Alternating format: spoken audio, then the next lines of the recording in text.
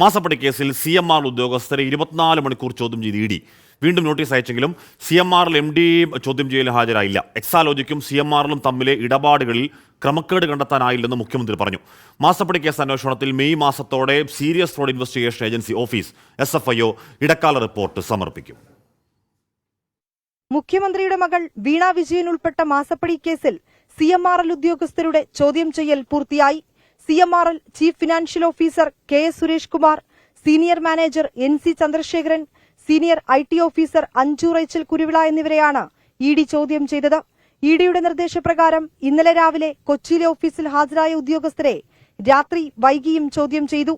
ഇന്ന് രാവിലെ 11 മണിയോടെയാണ് ചോദ്യം ചെയ്യൽ അവസാനിച്ചത്.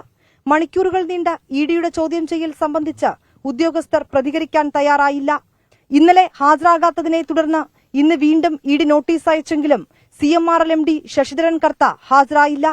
എക്സാലോജിക്കും CMRL തമ്മിൽ നടന്ന ഇടപാടുകളിൽ ക്രമക്കേട് കണ്ടെത്താനായിട്ടില്ലെന്ന് പറഞ്ഞ മുഖ്യമന്ത്രി മകളെക്കുറിച്ചുള്ള ചോദ്യങ്ങൾക്ക് പിന്നാലെ ക്ഷുഭിതനായി. നിങ്ങൾക്കുണ്ടെങ്കിൽ നിങ്ങൾ വെച്ചിരിക്കുന്നു, ഞാനുണ്ടെങ്കിൽ ഞാൻ പറഞ്ഞോളാം നിങ്ങളോട്. നിങ്ങൾക്ക് അങ്ങനെ ഒരു തോന്നലുണ്ടെങ്കിൽ ആ തോന്നലും കൊണ്ട് നിങ്ങൾ നടക്ക്, ബാക്കി നമുക്ക് പിന്നീട് പറയാം. മാസപ്പടി കേസിൽ മെയ് അവസാനത്തോടെ സീരിയസ് ഫ്രോഡ് ഇൻവെസ്റ്റിഗേഷൻ ഓഫീസ് ഇടക്കാല റിപ്പോർട്ട് സമർപ്പിക്കും.